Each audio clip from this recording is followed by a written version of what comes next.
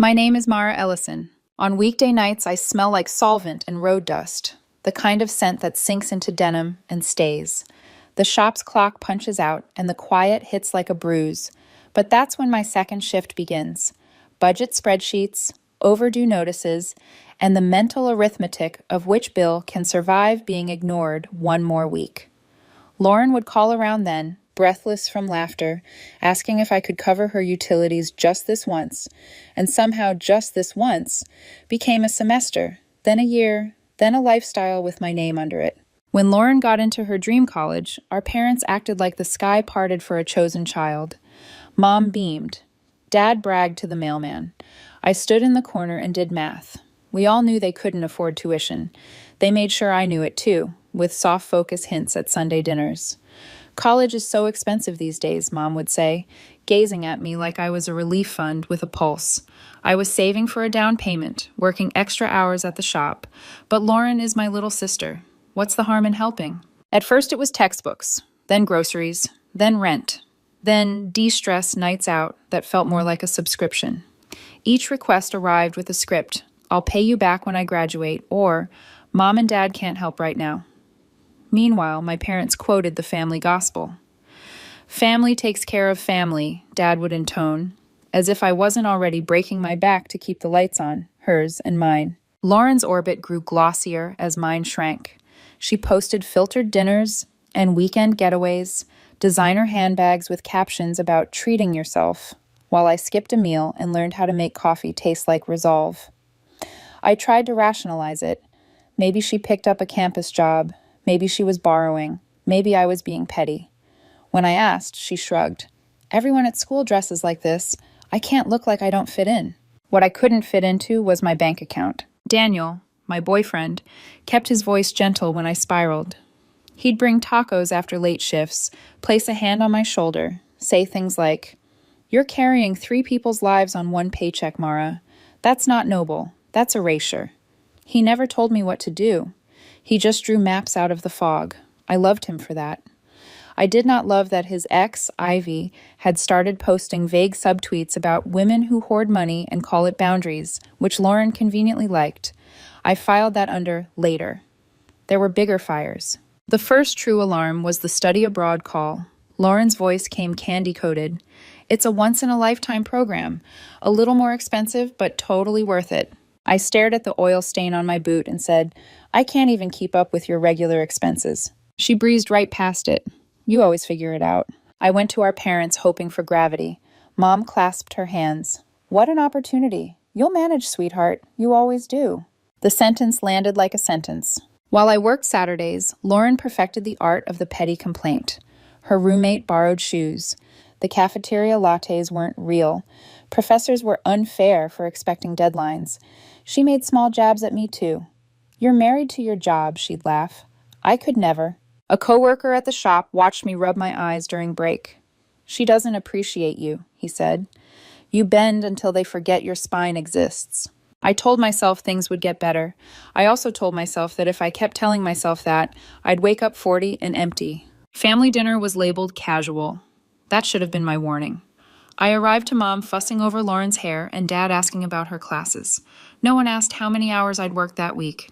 I told myself to last 3 hours, smile, and go home. Midway through, Lauren pivoted to the study abroad plan again, her voice bright like a commercial. Everyone I know is going. The program's a bit more, but that's what makes it amazing. Then she turned to me with a grin that didn't reach her eyes. Hope you're ready for a little extra work, big sister. These programs aren't cheap. Something in me went very still. Maybe you should get a part-time job, I said lightly. She laughed, loud and cruel. Me? A part-time job? I'm too busy with school. The room tilted. My fork went down. You think I'm going to keep funding your lifestyle while you refuse to lift a finger? My voice didn't shake. I work 2 jobs, Lauren. I skipped buying new boots last winter so you could post about truffle pasta. Mom bristled. That's inappropriate. She's your sister. Dad added, it's your duty to support her future. Duty, I repeated, the word tasting like a dare. When did it become my job to mortgage my future so she could rent one in Kashmir? Lauren rolled her eyes. Here we go. The martyr routine. Something inside me unlatched. I leaned forward. You called me last week to complain about lattes. You call me to fix everything. You never ask if I've eaten. You never ask if I'm okay. You think I'm bitter because my life isn't going anywhere? My life isn't going anywhere because I've been busy funding yours." Her smile snapped. "You're just a loser with a wrench," she said, soft enough to wound deeply, loud enough for everyone to hear. The word landed like a slap. The table went silent. In the pause, I saw it all with nauseating clarity. The years of applause for her smallest efforts, the polite erasure of mine, the way I'd been conscripted into the role of scaffolding and told to be grateful I got to hold up the stage. I stood. "You want truth? Here it is. I'm done. No more rent. No more tuition. No more emergency Venmos so you can de-stress. I'm not your bank. I'm your sister. And you've forgotten what that means." Mom gasped. "Mara!" I looked at them both. "You taught her to be like this. You taught me to disappear. I'm done being the invisible one." Lauren's face went white. "You can't do this," she whispered. "How am I supposed to live?" "Figure it out," I said, picking up my jacket. I did. I expected Dad to roar. Instead, he stared into his wine like it might offer an alibi. Mom's mouth opened and closed around words that wouldn't save her from the part she'd played. I felt strangely calm, like the moment after a storm when the power is still off, but the air is breathable. I left without slamming the door. Outside, the night was cold and honest. The next morning, my phone convulsed. Lauren's text began with sarcasm. "Thanks for ruining dinner." Pivoted to guilt. "You're leaving me to drown." Then into rage. "You're cruel." I didn't reply. Mom called with disappointment polished into every syllable. "She needs you," she said. "She needed a job a year ago," I said. "She needed parents who told her no." Dad accused me of selfishness. I let him talk until the words emptied out, and then I hung up. Lauren tried a new angle. Her landlord called because she'd told him I paid her rent. "She's not my responsibility," I said. "Speak to your tenant." That evening, Lauren showed up at my apartment, mascara smudged, posture collapsing into the doorway. "You can't just cut me off," she said, voice quivering. "Yes," I said, leaning against the frame. "I can." "You don't understand. I'll lose my apartment. I can't move back home. There's no room." "For years," I said quietly, "I have been more than your sister. I have been your safety net, your bank, your excuse not to grow up. I worked 2 jobs so you could live like a guest in your own life. The one time I asked for respect, you called me a loser."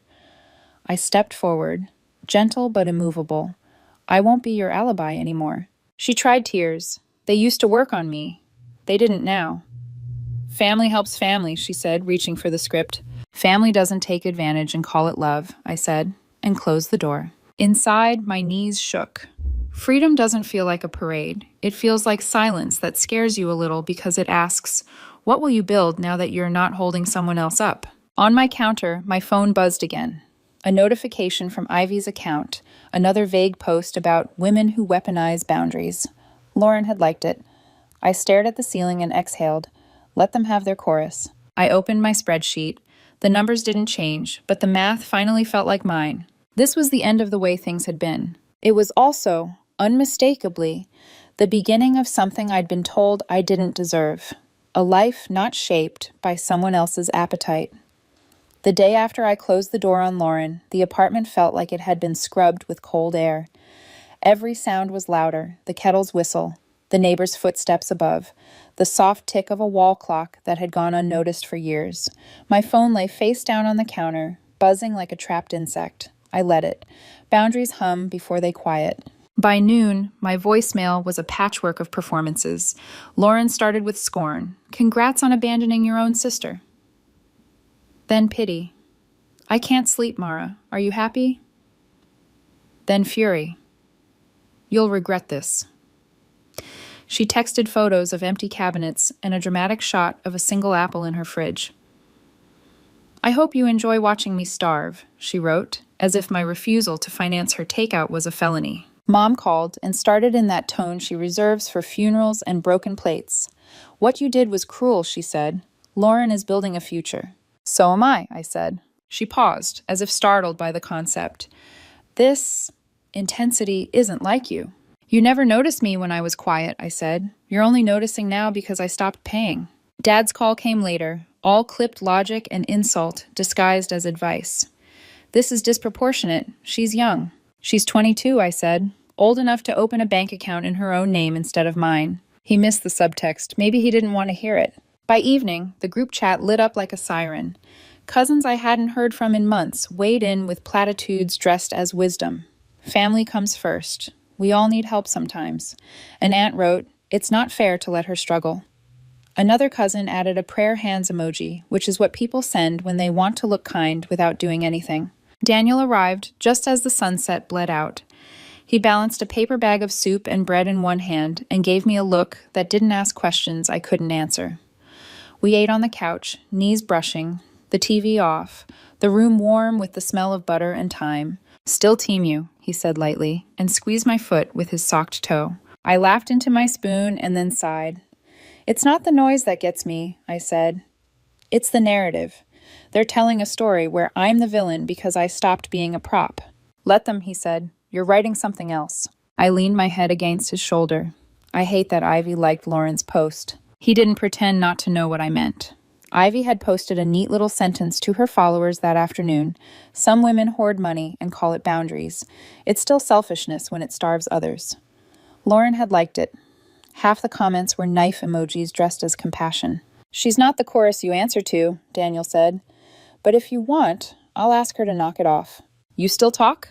The question slipped out before I could stop it. "Sometimes she sends articles about music festivals," he said with a grimace. "We're not friends, Mara. We dated. It ended. I've told her that. But I can be clearer." I wanted to say please do, and also I trust you, and also I'm afraid of being blindsided by people who smile while they unscrew the floorboards. What I said was, "Thank you." That night I slept like a person in a new house. Every creak felt like a test. I woke to 3 messages from a number I didn't recognize. "Hi, this is Mr. Galvez, the building manager for Lauren's apartment. She listed you as the party who pays her rent." Listed me, not asked me. My stomach nodded. "I don't," I replied. "Please address your tenant directly." A minute later, a second text. "Understood. She said the delay was your fault." I stared at the screen until the words stopped blurring. There's a specific kind of exhaustion that lives in the gap between what's true and what people are willing to believe. I made coffee, took a deep breath, and logged into my credit monitoring site for the first time in months. A flag blinked red. New utility account opened 3 months ago. The address was Lauren's. The room tilted a fraction. She hadn't just leaned on me. She'd signed my name into a debt. I called the utility company. "That account was opened without my consent," I said. "I need to dispute it." The woman on the line had a voice like chamomile tea. "We'll send an affidavit. It takes time." Time. The currency no one refunds. I forwarded the alert to Lauren with a single line. "Take my name off everything." The message stayed unread while 3 new Instagram stories of hers bloomed. A crying selfie, a paragraph about betrayal, a link to a GoFundMe titled "Blindsided by Family, Help Me Keep My Home." The caption read like a fable, rewritten by a child. She'd been abandoned, cut off without warning, evicted by a cruel sister. She omitted designer handbags, de-stress nights, and that utility in my name. A few wide-eyed friends commented, "So sorry, Queen," with a handful of small-dollar donations. Mostly, it sat there, a theater with an empty audience. My Aunt Carla called. She always enjoyed a front-row seat to scandal if it came with the glow of righteousness. "I heard you're being unreasonable," she began. "Let me tell you a story," I said, and did. Textbooks turned to rent, turned to luxury, turned to entitlement. I told her about the study abroad assumption, the lattes, the loser with a wrench. I told her about the utility account. "Oh," she said when I finished, small as a pebble. "Oh." "Unreasonable is doing the same thing and expecting Lauren to become someone else," I said. "This is me choosing reason." "I'll adjust what I tell people," she murmured. "Or tell them nothing," I said, tired of being reduced to a cautionary tale in other people's mouths. The next day, my parents arrived at my door without calling. Mom's hair was still pinned from church. Dad held a folder like it contained a verdict. I let them in because some fights should have chairs beneath them. "She's been evicted," Mom said without preamble. "She's coming home." "She's lucky to have a home to go to," I said. Mom flinched. "We need you to help with the deposit for a new place, just for a few months." I looked at Dad. He avoided my eyes and slid a paper from the folder. A credit card statement, not theirs. The names at the top made my mouth go dry. Martin and Patricia Ellison. My parents, maxed out. The charges read like a shopping montage. Boutiques, a salon, a weekend at a lakeside resort. She used our card, Mom said, voice brittle. She said she'd pay. We can't make the minimum. You co-signed for her life, I said softly. Now the bill arrived. Don't be cruel, Dad snapped, finding heat at last. This is a family emergency. It's the result of 1,000 smaller ones you pretended weren't emergencies because they were quiet, I said. I'm not paying for this. Mom's eyes filled with tears. We did our best. You taught her that no was a word other people heard, I said. You taught me that yes was the price of love. Silence hung between us, heavy as wet wool. Finally, Mom whispered, What are we supposed to do? You call the bank. You set up a plan. You tell her the card is closed and the locks on the house are not a revolving door. And when she cries, you let her cry. Dad's jaw worked. He wanted to argue with the physics of consequence. He couldn't. He gathered the papers. They left with shoulders bent in a way I'd never seen. Two people who had finally discovered that what felt like love had been fuel. After they were gone, I sat with my back against the door and let the quiet flood me. It didn't feel like victory. It felt like truth. That evening, Daniel texted, Can I swing by? He arrived with tulips wrapped in brown paper and his laptop under his arm. He kissed my temple like it was a promise and opened a spreadsheet I hadn't asked for. Budget, he said and grinned, but one that's about you. We built it together. Rent, food, a small line item titled Future that made my throat ache. I can't remember the last time I planned something that didn't include someone else's crisis, I admitted. That's the point, he said. We can take small bites. You don't have to swallow your life whole. I traced the word future with my fingertip and let the possibility settle. His phone buzzed. He grimaced. Ivy. What now? Heard your girlfriend is starving her sister, he read aloud, rolling his eyes. I'm going to be plain with her, okay? He stepped into the hallway and called. I couldn't hear his words, just the cadence, patient, firm, final. When he came back, he looked relieved. It's done? I asked. It's clear, he said. No more comments, no more DMs, no more public sermons. Thank you. The relief felt like a window opening. 2 days later, Lauren's GoFundMe stalled out at a pathetic number. Screenshots trickled into my inbox from mutual acquaintances, a text thread where Lauren bragged that she'd guilt the old man at the shop into a loan, a voice note where she practiced a crying apology. The performance was collapsing under its own script. That night, Mom called again. Her voice was different, flatter, as if something inside had stopped spinning. We called the bank, she said. We set up a plan. And Lauren? I asked. She's angry, Mom said. She says we're monsters, but she got a job application from the cafe down the street. Good, I said. It wasn't joy. It was oxygen. After we hung up, I washed dishes under water that ran too hot and watched the steam as if it could scry the future. My credit dispute form sat drying on the rack like a paper ship. Tomorrow I'd mail it. Tomorrow I'd check my hours and maybe sign up for the community college class I keep bookmarking. Tomorrow wasn't a threat anymore. It was a place. I turned off the kitchen light. In the darkness, the apartment didn't feel empty. It felt exactly the size of one person's life. My phone buzzed once on the counter, a final text from Lauren, for the day at least. You'll be sorry when I'm gone. I typed back, I hope you go somewhere you choose, for once. I didn't send it. Some truths are for me. I put the phone face down. The clock ticked. The wall held. The room breathed. I did too. The weeks that followed felt like living inside a storm's eye. Eerily calm, with wreckage circling just beyond reach. Lauren had moved back in with my parents, and though I no longer funded her, her shadow still stretched into my days. Gossip moved faster than truth, and she wielded it like a sword.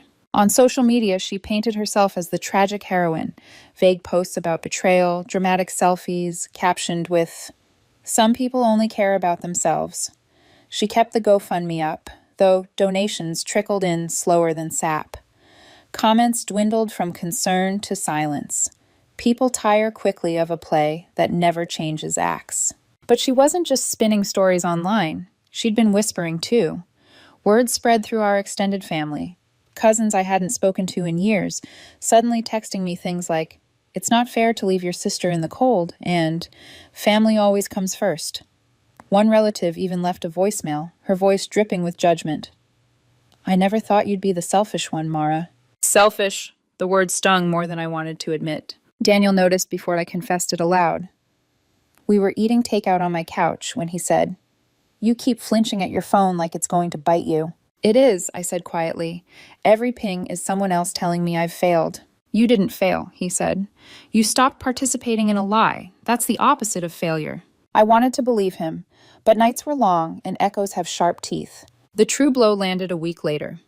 I came home from the shop to find a letter taped to my door, an overdue notice from a utility company I didn't recognize. My stomach dropped. I'd already disputed the account Lauren had opened in my name, but here was another. The dates matched her eviction window. She doubled down. I crumpled the notice in my fist and sat on the floor, rage hot enough to sting my eyes. It wasn't just entitlement anymore. It was theft, plain and deliberate. The next morning, I confronted my parents. She's using my name, I said, slapping the notice onto their kitchen table. Do you understand? This isn't about money anymore. This is fraud. Mom's hands fluttered as if she could smooth the paper into something less damning. She was desperate, she whispered. Desperate is asking. Desperate is apologizing. This is calculated. Dad cleared his throat. We'll pay it off. Just leave it with us. No, I said. My voice surprised even me. Firm. Final. You don't get to hide this. You're not cleaning up her mess. You're burying evidence of the mess. And then she'll do it again. To you, to me, to anyone who loves her enough to look the other way.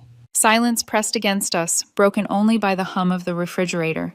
Mom's eyes filled, but for once I didn't bend toward them. Actions have weight, I said. You've been cushioning her fall so long she doesn't believe in gravity. That's why she thinks she can do this to me. Because you always make it disappear. They didn't argue. Maybe they couldn't anymore. That night, Daniel came over with a stack of envelopes and a bottle of cheap red wine. Dispute forms, he said simply. We'll fill them out together. I stared at the pile. I feel like my whole identity is tangled in her hands. He pulled me close, then cut the rope.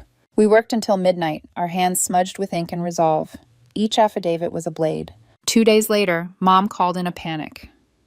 It's your father's credit card, she said, voice shaking. Maxed out.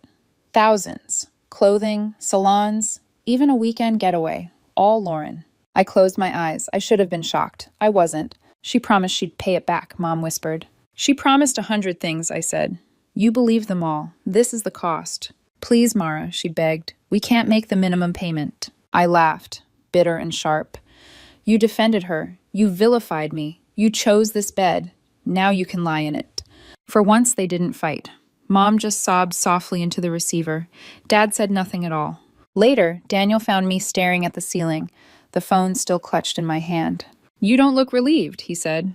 I'm not, I admitted. I wanted them to finally see. But seeing doesn't fix anything. It just makes the wreckage undeniable. He brushed a strand of hair from my face. Sometimes that's the start. Not fixing. Facing. I turned toward him, exhaustion deep in my bones. And what if they never change? Then you already have, he said. It was the closest thing to peace I'd felt in weeks. Lauren's meltdown reached its peak in a way only she could orchestrate, loud enough to demand attention, messy enough to smear everyone around her. The GoFundMe sputtered out with less than $200. Screenshots circulated in group chats, her whining about ungrateful family, begging friends to share widely. But people weren't buying the story anymore. Donations stalled, comments dried up, and the sympathy she'd been banking on dissolved into thin air. Worse for her, word spread about the credit card stunt. My parents tried to keep it quiet, but nothing in our family stays hidden. Cousins whispered, and Uncle called me outright. She really maxed out your folks' card? He asked, disbelief dripping from his voice. I didn't even have to answer. Silence was confirmation enough. Lauren retaliated the only way she knew how, through drama. Vague social posts turned into direct jabs. Some sisters are snakes. Some people only care about money. I didn't respond. The silence was a barricade, and I intended to keep it up. But then came the night she showed up again. I'd just gotten home from a late shift at the shop. Daniel was on my couch, his laptop open, glasses sliding down his nose as he scrolled through something for work. The knock on the door startled both of us. When I opened it, there she was, makeup streaked, eyes swollen, her once prized designer handbag hanging by a loose strap. She looked less like a queen and more like someone who'd been dethroned without ceremony. You have to help me, she blurted, pushing past me into the apartment. No, I said, my voice flat. I don't. Daniel stood, ready to intervene, but I gave him a look. This was mine to handle. Lauren whirled on me, voice breaking. I can't stay at Mom and Dad's anymore. They're different now. They won't just give me everything. They actually said no, to me. Her disbelief was almost laughable, but the desperation in her eyes was real. They told me to get a job. Do you believe that? A job. I don't even know where to start. You start, I said, by realizing the world doesn't owe you for existing. She flinched like I'd struck her. You sound just like them, she whispered. For years, that would have been the deepest insult. Tonight, it was a compliment. Daniel cleared his throat gently. Lauren, it sounds like your parents are finally drawing boundaries. Mara's already drawn hers. Maybe it's time you— Stay out of this, she snapped at him. You don't know our family. But he didn't back down. I know what it looks like when someone confuses love with servitude. Mara's done being your crutch. Lauren's gaze snapped to me, sharp and pleading. You're really going to let him talk to me like that? I am, I said softly, because he's right. Her face crumpled. Tears spilled, but they didn't move me the way they once did. I saw them for what they were, another attempt at currency. You're both cruel, she spat, heartless. No, I corrected. We're finally honest. She left in a storm of sobs and slammed doors. The echo rattled the apartment, but the silence that followed was steadier than anything I'd felt in years. I sank onto the couch, my chest heavy but unburdened. Daniel sat beside me, his hand finding mine. You okay? He asked. I exhaled slowly. For the first time, yeah, I think I am. The fallout didn't stop there, of course. My parents called 2 days later, their voices subdued. She's furious with us, Mom admitted. She says we've betrayed her. You didn't betray her, I said. You finally told her the truth. Dad added quietly. She applied at the cafe down the street. For a job. I closed my eyes, a strange cocktail of relief and sorrow washing over me. It wasn't redemption. It wasn't even growth yet. But it was the first step in a direction she'd never dared to face. That night, I pulled out the notebook I used to keep tucked away, the one with sketches of the house I once dreamed of buying. I traced the lines of a front porch, a small garden, windows that glowed warm in the dark. For the first time, I allowed myself to believe that dream hadn't died. It had just been waiting for me to reclaim it. Months passed, and for once, life began to feel like mine. The constant buzzing of demands had quieted. My phone no longer lit up with Lauren's shopping lists disguised as emergencies. Instead, I woke to silence, or sometimes a good morning text from Daniel, which was a far better way to start a day. Lauren was still at my parents' house, though the stories that trickled back were telling. A cousin mentioned overhearing her complain about the food at home. She's mad. Mom and Dad don't cook her real meals, the cousin laughed, like she thinks they should hire someone just to take care of her now that you're gone. That used to sting, knowing she still expected to be catered to while I was clawing my way toward stability. Now, it just confirmed what I already knew. Entitlement doesn't vanish overnight. It clings until reality peels it away, piece by piece. Meanwhile, my parents changed, if only a little. They sounded tired when they called. Less defensive, more resigned. For the first time, they weren't asking me to rescue her. Instead, they asked how I was. It was clumsy at first. Are you managing? Mom asked one night, the words foreign in her mouth. Yes, I told her. I'm managing. And I was. With Lauren cut off, my finances slowly began to breathe again. I wasn't flush, but I wasn't drowning either. Daniel and I started talking seriously about the future, not in some fantasy way, but in small, deliberate steps. A savings plan. The possibility of night classes for me. Things I'd shelved for so long, I'd almost forgotten they were mine. Still, Lauren's chaos wasn't finished. One afternoon, Dad called in a panic. His voice was hoarse, almost broken. She's done it again, Mara. A credit card in our name this time. Maxed out. Thousands. The charges read like a parody. Boutiques, salons, even a weekend at a lakeside resort. I listened quietly, waiting. We can't make the payments, he admitted. We need help. I laughed bitterly. You defended her. You vilified me. And now you want me to clean up the mess you allowed her to create? Silence. Then softly, You're right, Mom said. This is our consequence, not yours. It was the first time she'd ever said words like that. They didn't make me gloat. They just made me sad for all the years we'd lost pretending reality wasn't knocking. Daniel found me later, sitting on the floor with my back against the door, tears hot in my eyes. They finally see it, I whispered, but it's too late to fix anything.